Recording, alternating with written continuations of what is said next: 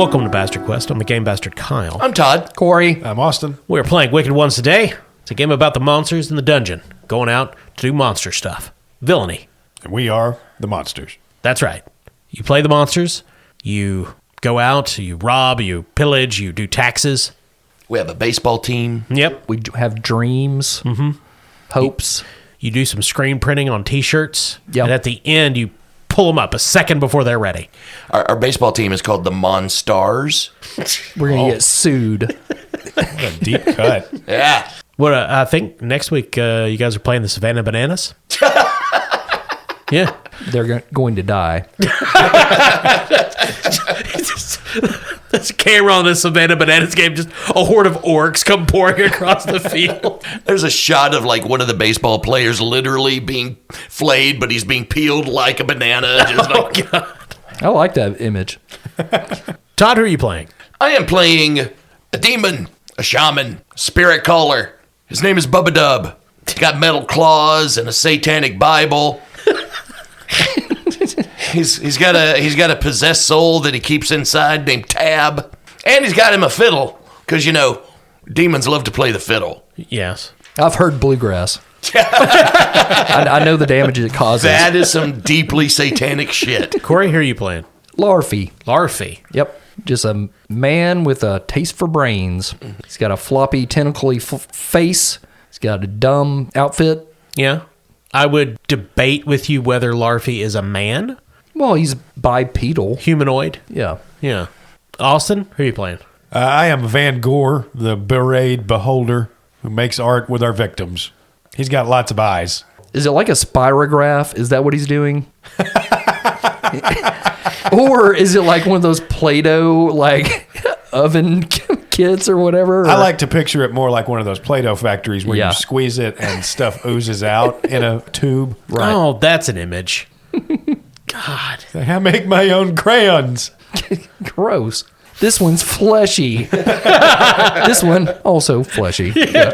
You get a lot of that. Yeah. It's very monotone. I'm trying to draw the sun. Give me bladder. So, the three of you have secured your dungeon. You defeated the hunters that had sheltered within. You introduced yourselves to the imps, the mutated ducklings Yes. that run the place. And I don't think we talked about it on the first episode. I think we only talked about it on the session 0.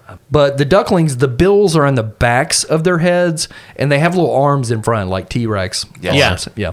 Well, little arms that have human hands on them. Oh, no, Kyle. No? You're mistaken. Their feet are human hands. Oh. I was way off. We're going to teach them to river dance. Oh, the slapping sounds. So, we're in the lurking phase now.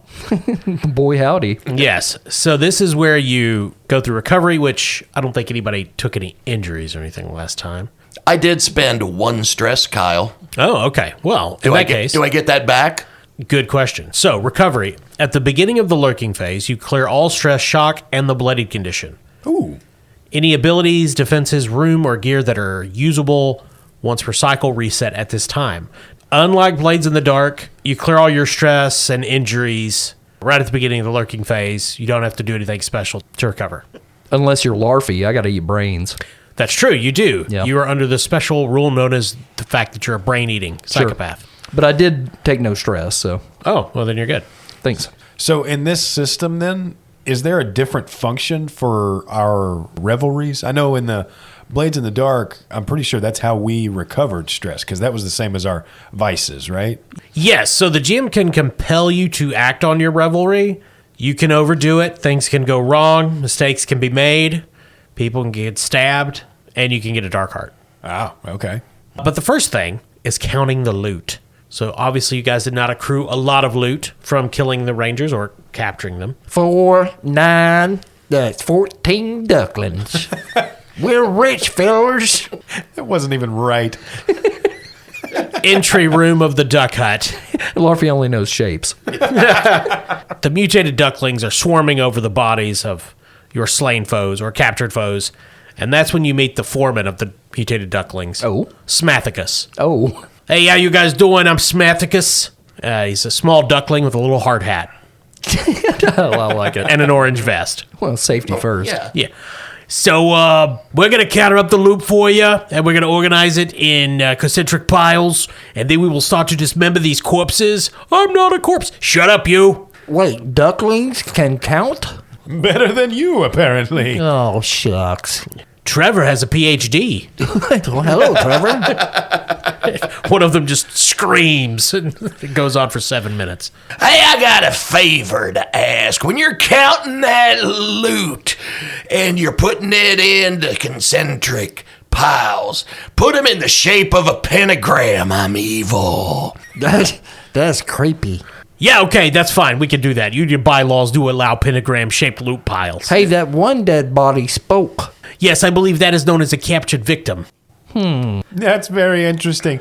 May I have one of those tiny hard hats for my eyes? Yeah, can we get the weirdo a tiny hard hat, Johnny? Yeah, no, I know you want to give it. And there begins to be a duck mutated fight. Johnny gets hurt immediately. Immediately. The duck in charge of it has been X amount of days since a dungeon disaster. They just take the one down. It never stays up very long. It's 0.5. Yeah. Van Gore immediately puts one of the hard hats on one of his eyes. Which eye? The time one. Wise. One. I will call this one Lost Time Incident. So Smathicus pulls out his union booklet and he says, according to the rules, you fellas, you got to roll dice equal to the amount of loot you hauled in from your last raid, and then things happen, or they don't. Now, technically, you guys did not haul in any loot from your last raid because you were just coming in and beating up some dudes, but for the sake of figuring out the rules, we're going to do this. Okay. As in any Blades in the Dark game, if you don't have a die in something, you can still roll. You just roll 2d6 and you take the lowest. Okay. So do that now. So there's not like a loot skill. Is this just... So when you go on a raid, which we hopefully will get to tonight, I don't know, you gain loot and it's measured in a number of dice. Okay. So if it's really successful, you could bring home, 4, 5, 66 worth of loot, quote unquote. Okay. And you said we take the lowest? Yes. I rolled a 1. Okay. My lowest is a 5. Nice. 3. Okay, so here's another area where revelry comes in, Austin. When you fail, you enjoy your revelry. You gain a dark heart or give morale to your minion pack, which you don't have a minion pack. Yep. So, Todd, Austin, you both gain a dark heart. If you have nowhere to spend this, in other words, if your dark hearts are all full, you overdo it, which you guys should have one open, so... Yeah, I have one open, so. Yep, I now have 2. 2 dark hearts! And there is only 2 slots for dark hearts. So Yes. that's the absolute max. That is the absolute max. Loot spelled backwards as tool. You just blew my mind. Maynard's a friend of mine. Oh, no. So the mutated ducklings drag the prisoner over to Larfy, and as they are doing so, a fat sack of gold falls from his trousers. Corey, Larfy finds 1 gold. Yeehaw. So this is also similar to Blades of the Dark, where in Blades of the Dark, 1 coin is actually a significant amount of money. It's Frontier West. That's money. right. 1 gold in Wicked Ones is a goodly amount of change. Okay. And that is your loot phase. Okay. Now, is the next phase we're going to spend 45 minutes making our garden? Yes. Okay. Yeah. It's known as the Victory Garden phase, and Got it. it was part of FDR's New Deal program. Oh. Yeah. I want to grow yams. I want to grow some black dahlias. That's evil. So, unlike Blades in the Dark, after lurking, we immediately go into downtime. And this is essentially your preparation for your upcoming raid, right? Okay. So, in downtime, you build up your dungeon, prepare for your next operation, or work on one of your projects. And these are called downtime projects. Each of you guys can take 1 downtime action during the downtime phase. And they are brew, build, contact, craft, incant, recruit, or torture. We do have a torture chamber, You do, yeah. but the section that we're still lacking parts for is our spawning chamber. Yes, that is true. I'm on torture. Okay. I'm going to take tab in that torture room and I'm going to crank up some bluegrass heavy metal covers and play them at top volume. Evil. So your downtime projects. When you brew, you literally brew potions or concoctions. Okay. When you build a lock, a room, trap, or a trick. When you contact a vile friend, a faction, or other NPC. When you craft an item, an edge, or a contraption. When you incant a ritual that is to be performed or finish it off, performing it, you can achieve powerful magical effects. You can recruit minions or attract a creature, or you can torture a prisoner. So we know what Todd's going to do. Okay. Todd, the prisoner, Rasmus. The imps drag him to the torture chamber, and you can either force them to reveal a single secret or break their spirit and make them do something for you. Now, torture can kill a victim. Okay. I got a question for you, Mr. Rasmus. And as he's getting ready to ask the question, Bubba Dub comes out with 2 gigantic horns, which he places in Rasmus's ears, and he says, "You ever heard Slayer's Raining Blood played on a mandolin?" You're about to. Hey, where'd my helmet go? I get it back to you. He looks at you, looks a little scared. He says, "Hammer hand?" Bubba Dub does like a evil hand motions and the music comes up. It's kind of like the sorcerer in Fantasia and the Sorcerer's Apprentice, except instead of like water, he's conjuring up this terrific sounding mandolin music. A Slayer cover. Now tell me, Mr. Rasmus, what's a filthy peasant like you doing with a pocket full of gold? Okay, so you're trying to figure out where he got the gold from, Absolutely. perhaps to rob those people. Yes. Okay, so what action are you using for this torture? Threaten? Very appropriate. I have a 2. Roll 2d6 unless you have some other way to get extra dice. I'm just going to roll 2d6. Oh, double 6s. Wow. Wow, you rolled a crit.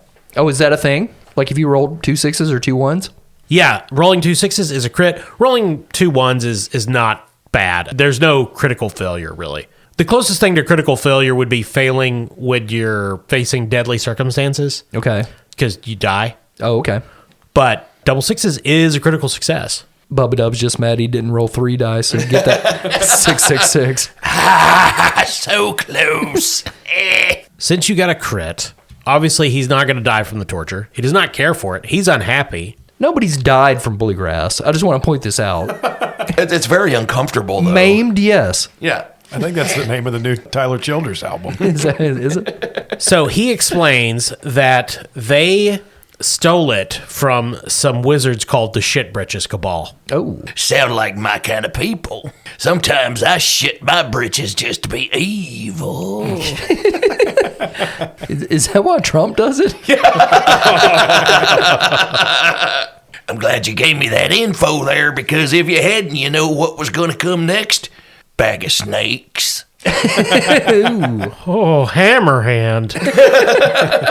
He tells you that the Shitbritches Cabal have a, not so much a lair, but a place where they are currently working in the Reaching Wood. It's an old abbey with lots of graves around it. And they're a cabal of necromancers. So, and he tells you that if you let him live, he can help you rob them for even more. Mr. Rasmus, you just saved your miserable life. Hammerhand. Hammerhand? Let me introduce you to the fella who lives inside me. I stole his soul, and now he's forced to spend all eternity inside of me. His name's Tab. Tab, you won't say anything? A mocha frappuccino for Hammerhand. Hammerhand. Okay, that's enough out of you. Coffee freak. I like how listless Tab is. That's very, very good role playing for a soulless barista. Which none of them have souls anyway. Bubba Dub has them. Yeah, exactly. Coffee shop inside of a demonic hillbilly. Both the same. It's work. Anyway, I'm going to go listen to Bon Iver. All right. So that is Todd's downtime activity. Gathering information about a potential raid or potential ally. Who can say? Corey, Austin, do you... Well, one of the things we can do is recruitment, right? Absolutely. Can I turn Rasmus into our first minion? Absolutely. Attempt to. Yes. So he's like tied to like a... I'm picturing like one of those like tables that you can make them stand up, like one of those, you know what I'm talking about? A board? Is that what I'm Sure. thinking? Yes, a flat surface. Yes. That they can lay on that can stand straight up. Yeah, also. it's crazy. Yeah. I believe that's the La Table. Okay, so what? so he's still bound. Yeah. Basically, what Larfy would like to attempt to do in order to recruit Rasmus is eat a little bit of his brain. Oh. To make him more docile. Okay. That's how that works. Right. I'm only going to eat the part of your brain that says no to us. Hammerhand? So now Larfy headbutts him with the horn helmet on. So now he's got 3 horns on his forehead to kind of feel out his brain to find that section. I see. Yes. And what action and or psionic power are you using for this? So the way Larfy's brain powers work, his voracious psionics, is there's 4 sections: deceive, dominate, control, and read. 2 of those are 1-die powers. I've got 1 3-die power and 1 2-die power. The 1-die powers, I can use any of those powers willy-nilly. Yes. The other 2 I have to spend a stress to use. Right. And that is similar to the way magic works. Yep. And I only say this because Todd casts spells. Yep. Any tier 2 or 3 spell or psionic power, you got to spend stress. Okay, but I did get to choose one of my tier 3 spells of Thrall. Yeah. And using it, you can perform a tier 1 ritual to turn a subdued adventurer into a thrall, occupying your minion slot. It has the companion and mindset (parentheses loyal) upgrades. It also has an extra action with a rating equal to its tier and a calling ability that represents something it can do. I think I know what it can do. Hammer with hands. If the ability requires it to spend stress, you can spend stress for them. So basically that makes this tier 3 spell able to be used at tier 1, so I don't have to spend a stress to use it. That's not quite what that means. Disagree. What it means is that you can do it as a tier 1 ritual, Okay. which is a downtime activity that has some sort of magical effect. And a tier 1 ritual means it just needs a single success. Okay. So it will cost you stress, but unlike so most magic rituals in the game, if they're like tier 2 or 3, it might take multiple downtimes to complete those. Okay. Because you might need 2, 3, 4 or more successes or ticks on the clock, so to speak, in Blades in the Dark parlance. Whereas a tier 1, if you're successful, you just get it. Okay. So I just still need to roll a skill to use it. And I'm spending a stress. Yeah, you'd roll your psionic power. Okay. So that being a tier 3, is that me rolling 3 die? Yes, sir. Okay. Prepare to be thralled, Hammerhand. Hammerhand, hammerhand. But there's a bit more reverb on his voice because he has a horn over his face. I'll fix it in post. That's a 5. Nice. Now, since I rolled 3, I got 2 5s. Does that count as anything fun? No, it's only a critical success when it's 2 6s. Oh, okay. Or when it's your favorite Todd doing it. Yeah. Yeah, that matters a lot. Oh, God. Look at him over there. I'm adorable. So peaceful. I'll go home. But you just got a new thrall, Hammerhand. So the first minion has entered the game. Cool. So there's a section on our character sheet, the minion pack, and that's where Hammerhands goes, I assume. Yep. And my thrall skill gives him the companion upgrade. I assume that's nice. That makes him like a cham. Okay. He's your buddy. Hey, buddy. Hammerhand. Hammer buddy. Look out for the new discount code on Norse Foundry. Hammercham. Okay, so he's got that, and it's also got race and type on here. Yeah. So he's human, Okay. and he's a hunter. A hunter, okay. Yeah. And then there's a bunch of actions like the skills we have ourselves. Scan, tinker, trick, all that jazz. For a minion, you get to choose any ability to make it 2D Okay. and 2 other abilities to put it 1D. Okay. And everything else is just 0. Okay. Well, call me crazy, but for the 2D skill, I'm going to give Hammerhand Smash. I like it. Yep. And then he's a hunter, so I'm going to give him Scan Okay. and Threaten. Hammerhand. Now, whenever you really want him to hammer hand, Yeah. you could spend a stress, and at that point, it becomes a pseudo special ability. Oh, okay. Right. So he like spins with his hammer hands. I think it's. Do you remember Ram Man from He-Man? Absolutely. It's like that, but with a hand. Oh, he's hammer head. Yeah. Hand. Ish. Yep. What? Hammer self. It's going to be in the movie. Okay. So does he have like weapons and stuff or? Yeah, he can. He would have the normal equipment he came in, which would be his hammer hand Okay. and some pants. Okay. Okay. No, it would have the normal stuff that a hunter would have. Okay. Now there's a section of upgrades, Yeah. and I got companion for using my power, and it says I can spend 1 gold to give him other upgrades. Yes. And there's a lot. There's adept, equipped, expendable, fluent, mindset, strapped, trained, and versatile. Now with strapped, does that mean he has a gun? I don't believe so. No. No. Damn it. Basically, I kind of want to give him hammer hands, and I'm not talking about like mutilating the poor man. Well, Why not? We could. We could have the ducks surgically install hammers for his hands, or they could make gauntlets in the shape of hammers. Or you could make him clench his hands into fists and stick them into molten iron. That'd be cool. The magmen could help us. Yeah. Yeah. We'd have to trade something though. Well, you could go talk to the Magman. I wonder if they'd take his pants. Well, you think about how you want to upgrade Hammer Hand. And Austin, you tell me what our resident artist is going to be doing on his downtime activity. I think he's going to be getting crafty. I mean, I suspected, but I was afraid at the same time. New piece for our rumpus room. He's really into decoupage. Yes, actually. But except we're going to make a trap. Oh, fun. Oh, okay, cool.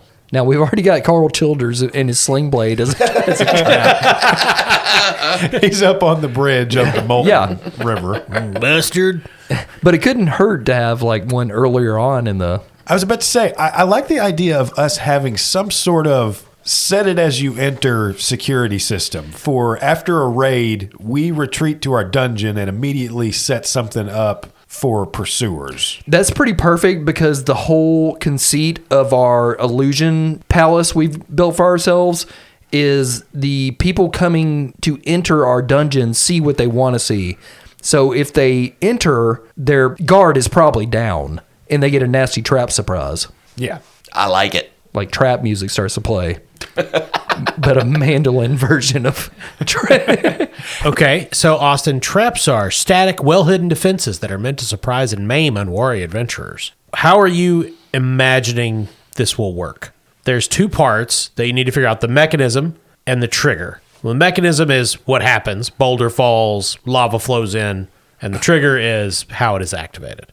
Well, I love the idea of using some of the magma from down below, maybe somehow feeding it up into some outlet that can be triggered by like a pressure pad or something in the ground floor of the hut.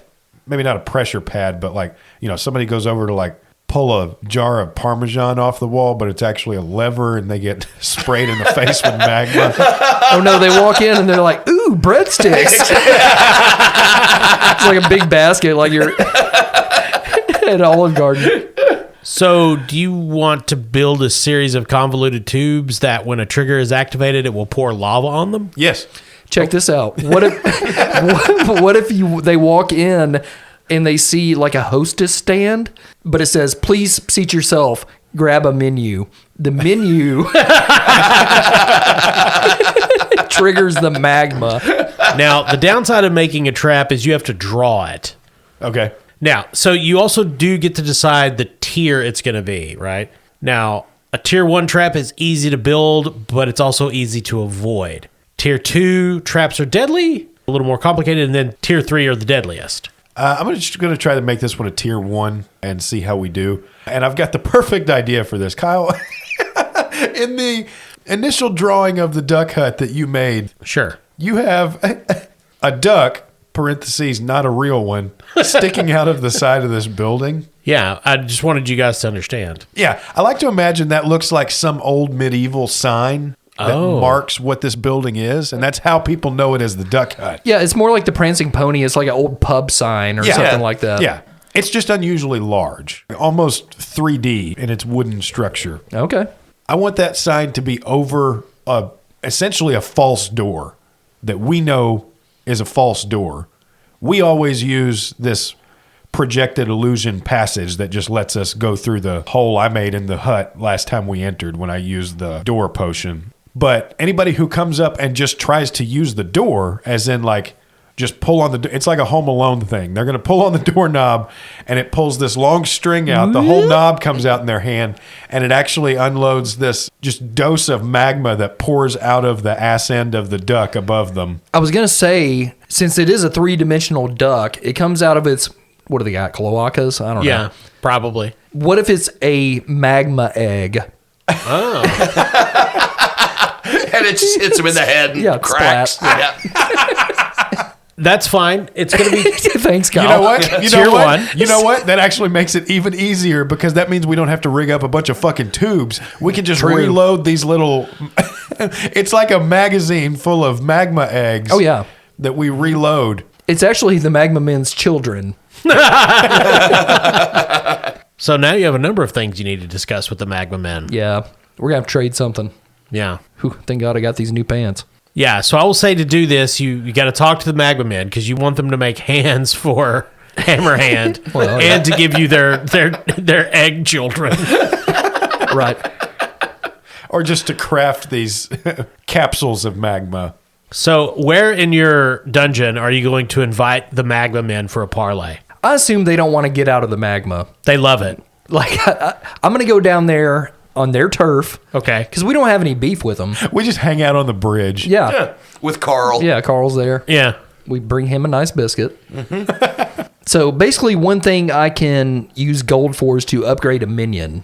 Yes. Can we kind of just, in the narrative of the game, I trade them gold to make hammer hands and to help us out with the egg bomb? Yeah. Okay. Of course. Cool. Yeah, they bubble up from the Magma River. They look around.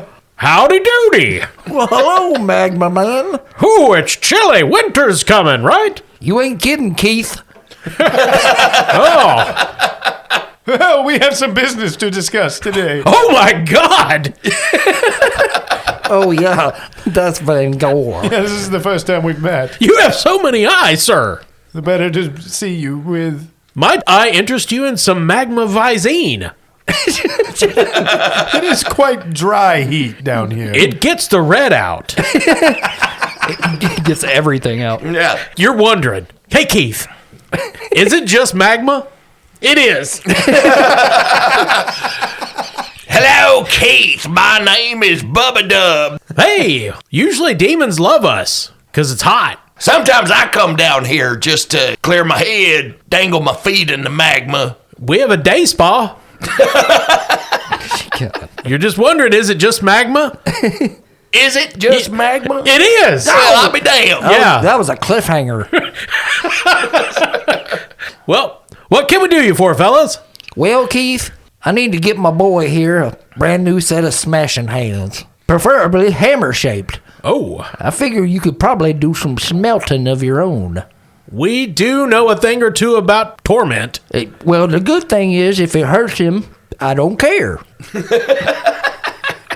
Okay, here's what we can do. And then an hour later, at the end of their Google Slides presentation, you fully understand how they can dip Hammer hands Yes. into liquid hot magma and somehow emerge being hammer hands. Okay. This is absolutely not going to work. Did you watch the slides? It was all in the slides, Van Gore. Hey, okay, let's do it. And they also agree to give you Magma Man eggs for your duck butt trap. Keith, you're a miracle worker. I'm glad we moved into this duck hut. We live upstairs and downstairs. Don't be strangers, neighbors. We're going to go do a raid pretty soon. We'll probably come back and trade some more with you. That's awesome. Magma Men run on commerce. Say, Keith, what do you do with the stuff we trade you? We take it down into the magma. Oh, really? Yeah. This is just like a shower bomb or something. Rich loves gold. It gets him high. It melts in and he inhales it all. Oh, I see. It's basically Magma Man cocaine. What a weird and wonderful world of magma. Your trade is concluded. Lose your gold. And Austin, you will roll to build your trap. Okay. Now, in a case like this, Could I use Yes, one of these commonly occurring cases. Read about this. It was actually part of the Google slideshow. could I use the powers of one of my eyes to build? Because I do have powers like transfigure or bewitch or telekinesis. Could I use that to maneuver the elements necessary to build this, or do I need to stick to skills in the case of downtime tasks? Now, doesn't transfigure let you basically manipulate inanimate objects? Yes. I think that sounds pretty appropriate. Perfect. My transfigure is a 2D. There's a 5. Okay, so you got a mixed success, which is going to get you the tier 1 trap. So you draw that in. Okay. I'm just adding to the drawing. I'm having one little egg going. So the only bad things is, since it wasn't a perfect success, is the egg still comes out, but it comes out of the duck's mouth, and that doesn't matter at the end of the day. But it just bugs us. It's not as thematically relevant. Just not accurate. Well, so when you get a mixed success on a tier 1 project, you do have to pay a cost for it. Now, Corey, you paid the gold cost Yep. for Hammerhand. So, Austin, what will you sacrifice to get this trap up and running? Do we want to say maybe that exhausts my transfiguration power for the duration of like this raid? Well, what is the die value of your transfigure eye? 2D. I would say it is at 1D. Well, it essentially has a minus 1D applied until you take a downtime action to let it rest or something. Okay. Changes contacts. Ooh, yeah. You've had that one in for weeks. I wouldn't use the contact that you got from the magma men. Why not? It's just magma. I see. Say there, Hammerhand. How you holding up, buddy? Hammerhand. Oh, so you're fine. Hammerhand. We expected him to maybe be screaming after getting his hands dipped in magma. He's completely psychically dominated by Larfy. He has no will of his own anymore. God, Van Gore really did not pay attention to that slideshow. The Magma Men explained this thoroughly. And ironically, he's the one with the most eyes. He still managed to miss it. Yeah. Camera pans over. Van Gore's completely asleep in the back corner. That's about right for an art major. You've each taken a downtime action. Certain abilities may give you other downtime actions, but I don't think anybody has anything like that right now. I don't think so, no.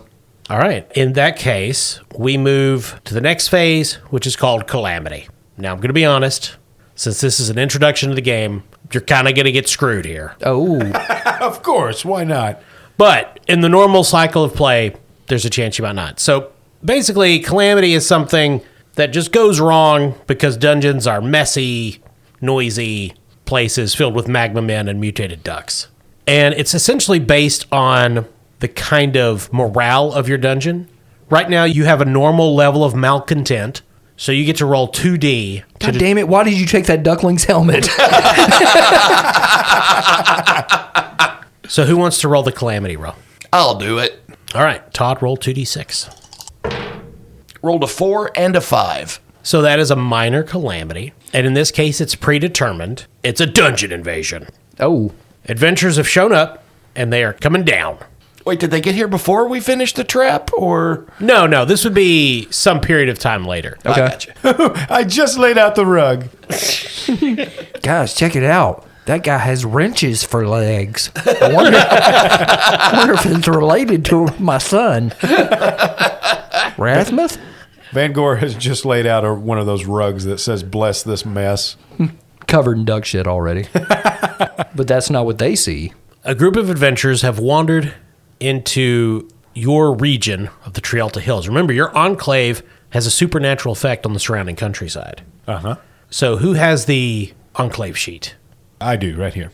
So, Austin, what did you guys pick for your enclave stuff? Twisted landscape, which in our case consists of corrupted wildlife, illusions, of course, and living plants. So these act as a trap and a trick equal to the dungeon tier against invaders. Now, your dungeon tier is 0, but it could still be detrimental to the incoming adventurers. The three of you have been settling into your dungeon for about a week. You've smoothed out some of the problems with the mutated ducklings. You've increased your good relations with the magma men. You fully built the duck butt trap. Moved in a bit more of your own furniture, some stuff. Found some mustard for Carl. But entering the swampy forest that surrounds your dungeon is a group of adventurers. There are 2 of them at the lead and 2 hirelings. There's One-Eyed Matt and Sir Volaron the Exceptional, Ooh. along with a crossbowman and a torchbearer, and they're making their way through the murk. Your defenses around your enclave count as a trap and a trick. Which one do you guys want to deploy against them first? Well, if they're in the swamp, I would say the plant life. Okay. But you can use it as either a trap or a trick. You get to use 1 trap, 1 trick, but any of those could apply as either one. I mean, plants are probably going to be a trap. Okay. So this is a tier 0 trap, and you guys roll to see how effectively the traps are. Okay. Who wants to roll for the flora? So it's a tier 0. That means we'd be rolling 2 and taking the lowest. Yep. Okay. And as your tier goes up, so too will the power of your defenses. Okay, cool. I'll go ahead and roll. Okay. 2 6s. A crit. Nice. Wow. Well, see you next week. We got them. So there are 4 of them. There's the 2 adventurers, and then there's the 2 hirelings. And you can damage 2 characters of your choice. Well, I think the plants are going to hit one of each kind of level of player there. It's going to go after the crossbowman and the exceptional Volaron. So the crossbowman is this slim man in a leather jerkin with a heavy crossbow. He looks like he's seen some action. Sir Volaron the Exceptional is a tall, gaudily dressed aristocrat with a thin rapier and entirely too much jewelry. How does the plant life injure them? Well, I'm glad you asked, Kyle, because I've wanted to see this my entire life. You know those cattail things that grow in ponds and swamps and such? They're essentially like just a long reed, and it looks like they got a little corn dog on them. Yeah. Do those things exist in real life? They do. Because I don't think I've ever seen. I just see them in cartoons. I don't know, but I'm already upset. So essentially, these things start striking and stabbing at them, but they go for orify. Is that a word? Sure. Orifices? Yeah. Okay. Okay. Yeah. The plural of orifices, orify. They mostly are. They're going for ear holes, nose holes, any exposed holes. They're whole cattails. So they're screaming and shouting. You hear the crossbowman, "It's trying to get in my butt!" At my orifice. Sir Volaron the Exceptional, "Ah, avast thee, brigand!" And they take some injuries from this altercation. Now the trick. Now, the value of a trick is it could send adventurers down a dead end. It could waste their time. Really, a trick is there to give your minions time to prepare themselves, or in this case, 1 minion. Because right now, all 3 of you are in your sanctum, dwelling over your dark plans. And the only people in your dungeon right now, outside of your sanctum, are Hammerhand and, of course, your shambling garbage mound, Leonard. Just as they free themselves from the perverted cattails. But they're not perverted. They're just doing what they were born to do. God made them. Jesus Christ, Corey, what a defense. Yeah, do you call ear mites perverted, Austin? They're just doing their little ear mite jobs. That's right. God. So, just as they free themselves from the cattails that are just doing what comes natural, Yeah. Supernatural. Hey, we all have a purpose. the adventurers turn and they see ears hopping past the tall grasslands surrounding the swamp. And at first they think it's a rabbit. And then it leaps into a clearing, and it's that... Do you guys remember that fucking, whatever that creature was in a pink jumpsuit that was like stealing people's Domino's pizzas or whatever? The Noid. Yeah, there you go. One-eyed Matt instinctively throws a knife at it. It leaps with great agility out of the way and skitters off into the woods, leading them to chase behind it. Man, either Pizza Hut or Domino's is going to be pissed because this is like cross-promotional stuff that has not been authorized. Okay, Austin, roll for the trick. Okay. Papa John screaming somewhere, "Where's all the racism?" Oh, that's a 1. The illusory Noid is about to escape when One-Eyed Matt suddenly comes out of the grass beside it, slams into it, and guts it like a fish. Oh, no. And then the illusion promptly breaks apart. And he says, "Witchery!" And he shifts his eye patch. So that was our wildlife trick? Yeah. Okay. I didn't know the Noid was a beast. Oh, I thought it was an illusion. It is. That's the other Oh, okay. advantage we had. Oh, Yeah. gotcha. So kind of a combination of the two, really. Right. So infuriated by this, One-Eyed Matt, being a wildling, he starts sniffing out a trail and leads Sir Volaron, the crossbowman, and the torchbearer directly to the front door. of the duck hut. Now, starting locations. The three of you are in your sanctum, but we need to know where your minions are. We already know where Leonard is, the shambling garbage mound, because he has his room, but we don't know where Hammerhand is. Well, Hammerhand sleeps at the end of my bed. Okay. So, Corey, you can roll 1D, Okay. and if you get a 6, he's in the best possible location. If you get a mixed success, a decent one, and if you get a failure, then wherever would be bad. Okay. 4. That's mixed. So Hammerhand is going to start off in a less than ideal situation. He's in the magma. I think he is probably in the torture chamber repairing some of the torture implements with his hammer hands. Okay. He's not doing it well, Right. but he's doing it. He's just smashing the horns. Oh. Yeah, so he's not going to be quite aware of what's going on, and he's not going to be there to support the shambling garbage mound. He doesn't quite remember why he hates the horns, but he does. That's right. The adventurers are outside the duck hut. It all looks quite different to them. To One-Eyed Matt, it looks like a charming woodland cabin. To Sir Volaron the Exceptional, it looks like a hunting lodge that might be outside Versailles. To the Crossbowman, it looks like a dive bar in some coastal port. To the Torchbearer, it looks like a sex shop. But one of the weird ones. He never said where he was bearing the torch. One of those torch fetish shops. Yes. Yeah. Burn me, baby, is what he sees. So, who wants to roll for your duck butt trap? Austin, I think it's only right and natural that you do it. Okay. Now, this is a tier 1. This is a tier 1. So we're at least not rolling with disadvantage here. Oh, that's a 4. Okay, so you will damage an adventure of the GM's choice. Okay. So I'm going to say you're going to damage One-Eyed Matt, but I'm going to negate that because I'm going to use his keen senses defenses. How does he have keen senses? He's got one fucking eye. That other eye is really good. Okay. The egg falls on his bad eye and doesn't affect him at all. He pulls the doorknob out, the long rope comes out, and he hears the quack and looks up. And he shouts, "Cloaca bomb!" He cartwheel kicks off the door and narrowly dodges the explosion of magma. "Be careful, Sir Volaron. I've dealt with this sort of thing before." Of course. And so they busy themselves looking for a real entrance, and soon enough they are creeping down the tunnel towards the shambling garbage mound. And as the light of their torches reaches Leonard, we will pause until next week. Okay. Because that's going to be a fight, because Leonard don't put up with this nonsense. Oh, no. Well, this is turning out very cool. Yeah, for sure. Like I said last week, like these Fortune in the Dark games are crunchy. It's not entirely accurate.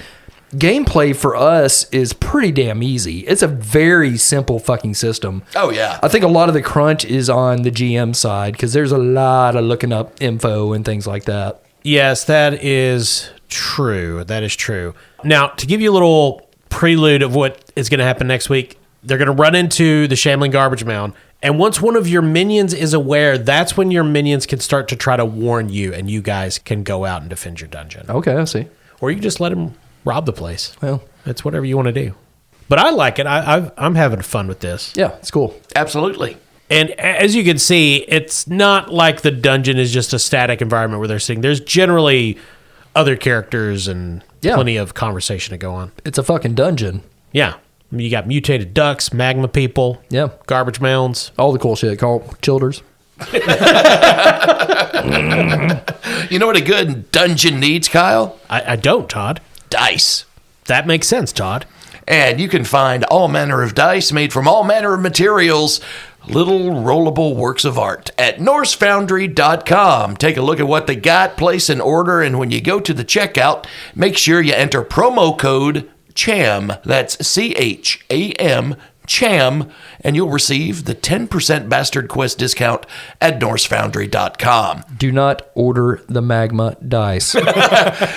Ow. They're just magma. You ever had a box of magma shipped to your house? Yeah, the mailman will not talk to you for a while after that.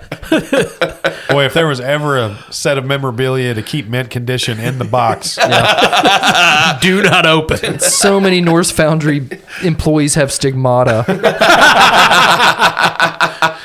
FedEx hates this one simple trick of mailing magma. We'd also like to thank our sponsor, Barrel and Bond, 100 Broadway Street in beautiful downtown Paducah, right there on the banks of the Ohio River. You can open the bathroom door without getting magma'd. Now. They changed it. One-eyed Matt, he disarmed the Kawaka bomb. The health inspector was like, magma's going to give you at least a B. and as always, thanks to all of you who listen, who leave reviews, who comment, or engage with us on social media. And thanks, of course, to our patrons who talk with us on Discord and suggest games like this. And get killed on games like this. And don't forget, we now have a website. You can go to bastardquest.com for all things Bastard Quest. Yep, you can download this game there. Yep, right there on the front page. And there's pictures of us on there if you wonder what we look like. You'll be disappointed. Austin's is AI, so We should definitely go in and replace his picture with AI now. no. Make it very I don't think obvious. so. Thank you for listening. I'm Kyle. I'm Todd. Corey. I'm Austin.